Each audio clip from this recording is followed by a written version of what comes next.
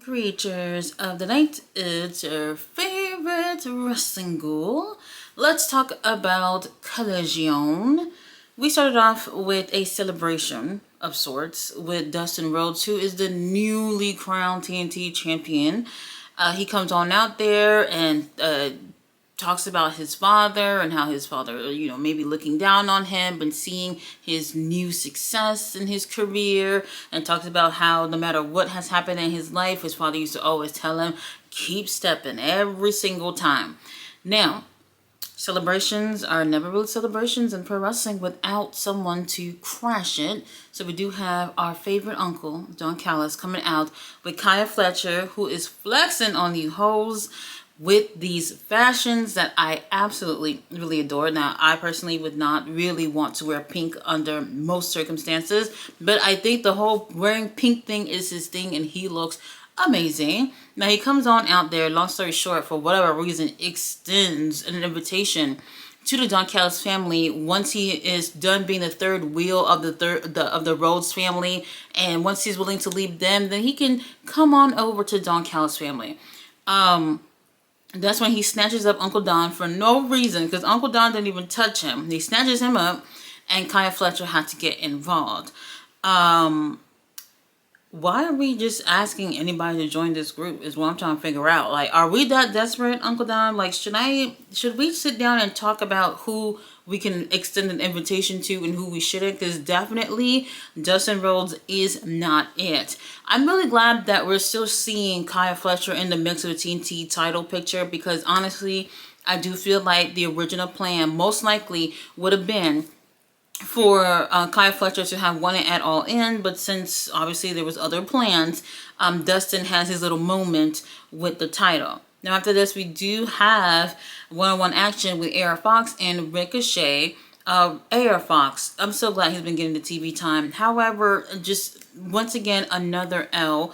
And no matter how great he does in the ring, I don't know where it's going. Oh, and another thing too. He has a t-shirt. He actually has a t-shirt. I don't think he's ever had a t-shirt this entire time in his time in AEW. So this is my first time actually realizing he's actually had a t-shirt. He was wearing it. And I was like, you know what? Typically, I just want to see your abs. But since you have a new t-shirt, I'll let you show it off. And I was really happy for him. I'm hoping that even with a new t-shirt situation, that we do get a chance to see him have a big push. Like, he is somebody who definitely deserves it, and the work speaks for itself that he puts in the ring. Always great chemistry with Ricochet. However, Ricochet has two new friends, the Gates of Agony, who are coming out there and making their presence felt, and that ends up costing the match for AR Fox. Now, I'm glad that they're doing something with the Gates of Agony. I don't know what that is, but they're getting more TV time, and they're definitely shaping up this trio to be a little bit more of a bigger deal. We'll talk about that in a moment when it comes to the 4-way tag for 200K match, but I am liking what I'm seeing with these three, but I do want to see way more opportunities for AR Fox in the future.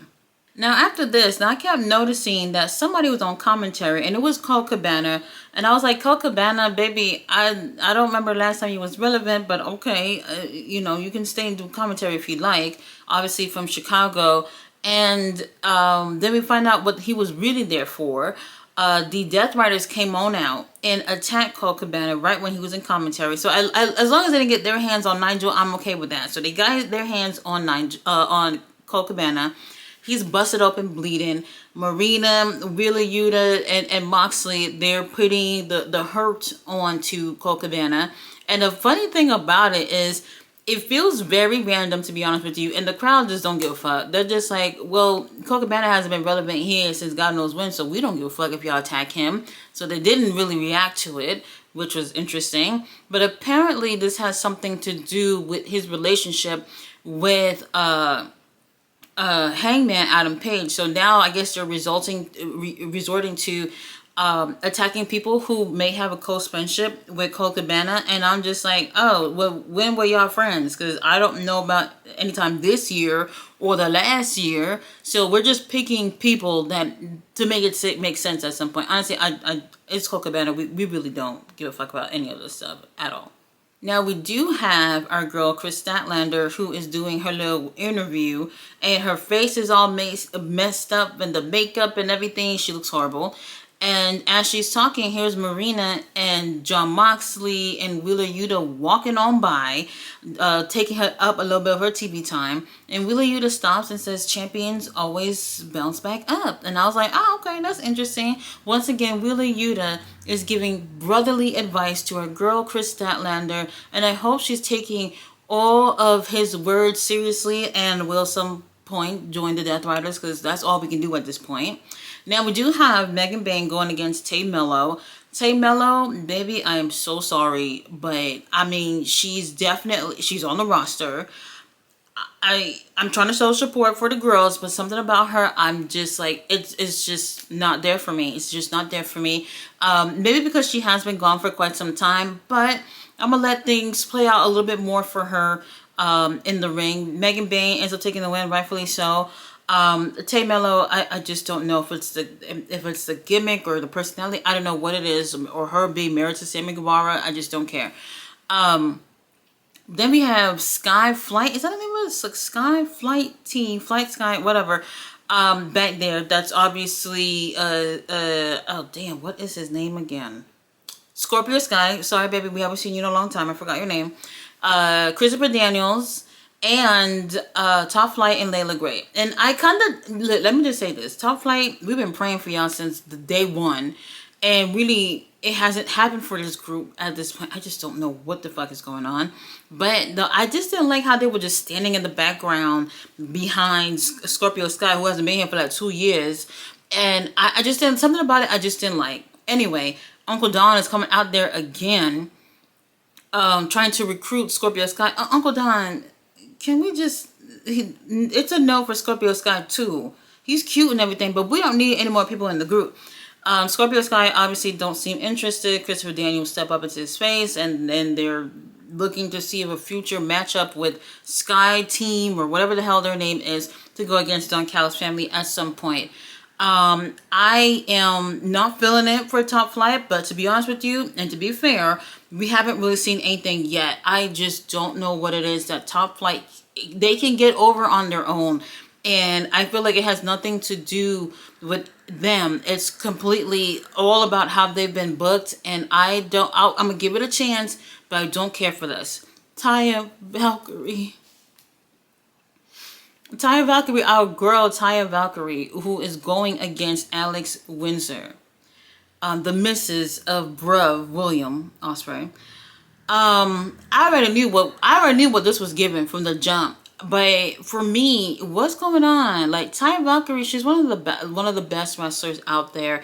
She has done so much prior to coming to AEW, and honestly, she was one of the ones I was excited the most about coming over to AEW.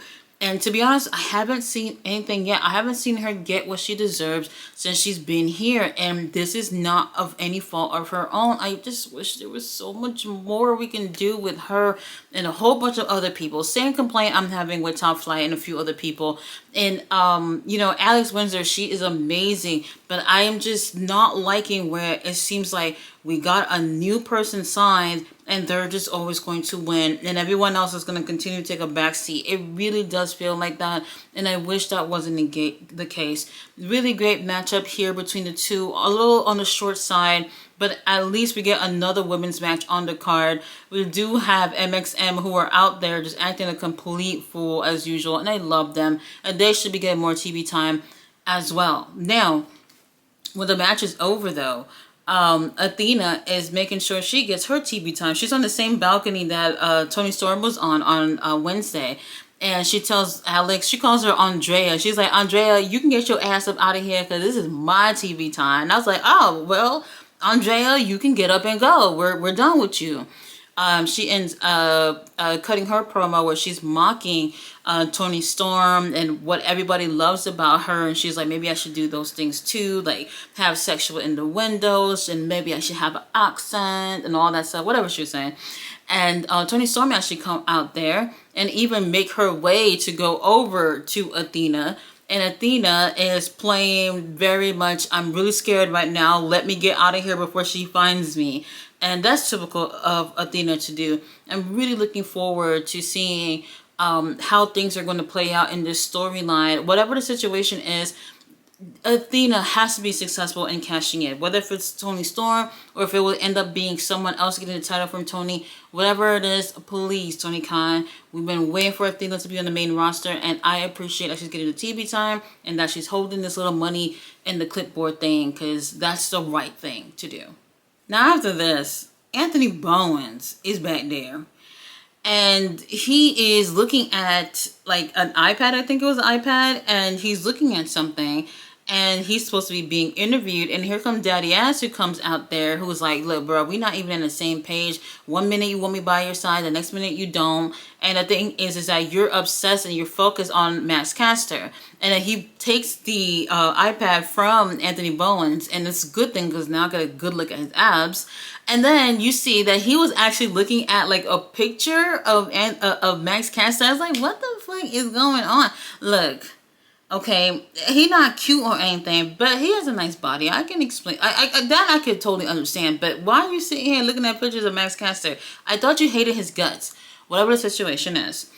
Anthony Bowens and Daddy Ass are kind of arguing, and Daddy Ass is like, look, I got your opportunity next week for you to go against someone in a match. But he doesn't say who, and they end up scissoring. This is 2025. We don't scissor unless we're lesbians. And honestly, I'm fucking over the whole scissor thing. And I do think it's going to be Daddy Ass who's going to be his opponent next week. And if it is, that would be totally cool. Hopefully he whoops his ass if that's the case. So now we have a 4-way 200K tag match. So we have the Gates of Agony. Lord have mercy. Going against Crew, the Guns, and Big Bill and Brian Keith. Big Bill. Lord have mercy. Lexi, that's all yours, girl. I'm not trying to take your man, but I'm just saying. I like what I see. Now, Big Bill is in that ring, and when I tell you he is towering over every single person in the ring, it is a huge difference in terms of how much bigger he is of everyone. And surprise, surprise, he and Brian Keith are being cheered throughout this match. So it's one of those things where it's like, because they got rid of you know who, we're not gonna say his name, that now they're being cheered. So I mean, all you had to do is just remove one little problem and everything seems to be working out on its own. So that was interesting. Apparently this show was taped on Thursday, and everyone was talking about how Colton Gunn had got injured during this match. Now, I did see the spot where he got injured, quote unquote injured, and I'm using quotations with my fingers because when I look at it, it looks like nothing. Like if no one knew about the spoiler of him being injured during that match and having to be escorted, to the back so he can get tended to medically, I would have never guessed that he was injured at that spot. It just didn't seem like he was hurt. So there's the last spot you're going to see him in the ring with Big Bill, and he didn't seem to be hurt. All I saw was him hold onto his knee, and then he's laid out for like another minute or so while Big Bill is walking around the ring. And then you see the referee, I think it was the referee or maybe the doctor that came up to him. They're talking to him, and after a while you see he's no longer in the match at that point. What was interesting though was Ricochet got involved in this match and helped the Gates of Agony win. So I'm just like, okay, well, I guess y'all gonna have to split that 200K 3 ways. And I think that was interesting. Gates of Agony, I've been pulling for them for a long time. I really like all the teams in this group. But I like the direction that we're going in with Ricochet in the Gates of Agony. I don't know what the name of this little crew is, but I thought it was a nice touch for Ricochet to go out there and help his teammates, if you will. And Colton, if you are injured, I hope you feel better, because who wants to just return and immediately be back on the shelf? They're a really great tag team, underrated if you ask me, and I hope he's doing okay. Up next, we have the Best Wrestler Alive Open Challenge. Look, I'm not calling him the best wrestler. He obviously bought that to be called that, so that's the name of the challenge. That's what I'm saying. He's out there, and he's getting people to say his chants and all that stuff. Look, and I'm going to say this. Like, y'all say what y'all want. I personally, when I look at Max Caster and Anthony Bowens, I would assume that Anthony would be the bigger of the two in terms of like a star or whatever. But let's be honest, Anthony Bowens hasn't gotten enough TV time like Max Caster. Max Caster's getting his ass whooped every week. Still, they said he was 0-16. Well, 0-17 now. But that's still 17 times that he's been on TV, actually in the ring, doing something this year. And we can't say the same thing about Anthony Bowens or a whole bunch of y'all that's back there. So TV time is still valuable time to me, win or lose. He'll have his little chant and everything going. And here comes his opponent, Kyle O'Reilly. Roderick Strong also comes on out there as well. So we got 5 minutes on the clock. And Kyle O'Reilly pretty much spent the first 2 minutes maybe running after fucking Max Caster until Roderick Strong stick his leg out by accident, I guess, and trips Max Caster. And then the thing is over, I don't know, like 2.5 minutes or some shit like that. Maybe even less, whatever. It's time to take Kyle O'Reilly and fucking Roderick seriously as a team. Now I know they over here getting a little TV time, just having fun. But Adam Cole's injured and we won't be seeing him for a while. We need to regroup when it comes to Red Dragon or whatever they call themselves, Paragon, whatever, and get shit rolling in terms of them as a tag team. After this, Juice Robinson with his naked face is back there calling out Ricochet over the guns and all this shit. And Big Bill came on out there and they just start fighting. Honestly, I don't even know what the hell that's about, Big Bill and fucking Juice Robinson. I don't know, but Juice, please grow your beard back. Baby, it's just not working for any of us at this point. So we'll see where that's going between them, because then the referees came and kept them away from each other. Now after this, LFI come out because Roosh is going against the wrestler Shibata. Shibata is just so my type. No nonsense. Come on out there. Get in. Get shit done and leave. I love a man like that. I love it. Absolutely. Now, Roosh is one of my faves. I really love Roosh. I feel like he's one of the most talented wrestlers that they have over there, that unfortunately they've been so flip-floppy when it comes with booking. Not just him, but all of LFI. I've seen Beast Mortos getting a little bit of TV time. Oh, and Beast Mortos, he has been in CMLL this weekend, so he's literally been back to CMLL I think like 5 times since they, rehashed their friendship or whatever with Beast Mortos. So he's been there quite a few times, and he's been over there this weekend as well. So that's really great. I wish they could do the same for Jalisco and Roosh too. But anyway, Roosh looks really great here against Shibata, and I was just like, yes. Like, who backstage is not, y'all watching this match, and y'all just gonna come up with a conscious decision to not put Roosh on TV next week? Like, you're crazy, absolutely crazy. Roosh actually beat Shibata, which I kind of wasn't expecting. Shibata lost his match last week with Gabe, which for me, it was a different circumstance because it was like teacher versus student. Both of these guys have championships, Shibata with AEW and Gabe with New Japan. So for me, I was like, it could go either way with those two. But this time, I was actually expecting for Shibata to win since he has a championship. But surprise, surprise, the better man won. Roosh took the win. And honestly, I'm okay with that. They do end up attacking Shibata after the match. But then Powerhouse Hobbs come on out there and make sure that he stops his attack and that Shibata's all good. Samoa Joe, I heard you out there doing press tour for your little show that's coming out or whatever. Please come back because we need you ASAP. Main event, we had Don Callis family, Hachi Settle, Josh Woods, Rocky Romero, and Lance Archer going against Mascaro Dorada, Kevin Knight, Mike Bailey, and Bandito. I feel like we literally saw this Wednesday or something. Did we just, I feel like we literally just saw this match with this very same people. I don't know. I could be wrong. This was one of those times. Okay, so it was similar to what happened on Wednesday. Another really, what they call it, I don't know if it's like what they call the all-star team thing or whatever, but I've been seeing people like complaining about multi-man matches, and I'm just like, why y'all complaining? Like, this is a good way to have more people participate by having multi-man matches, I don't really see the problem. You're still telling stories throughout these matches. You're giving people time to be in the ring, which is a great thing too, because everything doesn't have to be one-on-one.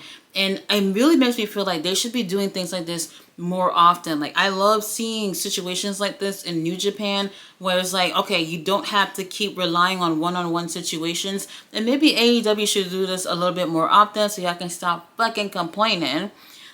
This is one of those situations where it was like, all right, the heels end up sneaking a win on Wednesday, so the baby faces is going to make sure everybody go home happy this time. And that's exactly what happened. Now, we're still seeing things play out between Hechicero and Bandito, which I do like, but I would love to see things play out between the two of them actually on Ring of Honor, because we do know that right around the corner that they're going to have them go for the AEW, not AEW, Ring of Honor world title. So if that's the route that we're going to, things still have to play out on the damn Ring of Honor show. So I'm just going to wait and see what happened with that. Unfortunately, the babyfaces end up taking the win. And I keep telling y'all, if Rocky Romero is on the team, they are losing. Mascara de Lada ends up hitting a shooting star press onto Rocky for the win. I guess it's okay. I guess, you know, we had our win on Wednesday. They got theirs on today. So 1-on-1, and we'll see whatever happens the next time we get all these guys in the ring. Overall, the show was it was good. I know there's some people who are saying that they're not happy about how the shows have been right after All In, but I feel like we had a really strong pay-per-view with All In. And I think that things are going to start transitioning to newer stories and continuing with some of the stories that have already been playing out. And I think patience is something that a lot of fans should be having when it comes to pro wrestling. We can't tell stories overnight, and we cannot always expect to see exactly what we see in our minds to be played out on television. So we got to appreciate what we have in front of us and give things time to cook and see what we'll get in the future. So no complaints from me. We'll see what ends up happening next week. We'll still be in Chicago until July 31st. So if you're in that area, go ahead and check out one of AEW shows. You guys, thanks so much for watching my review. I will be back with New Japan G1 Climax 35.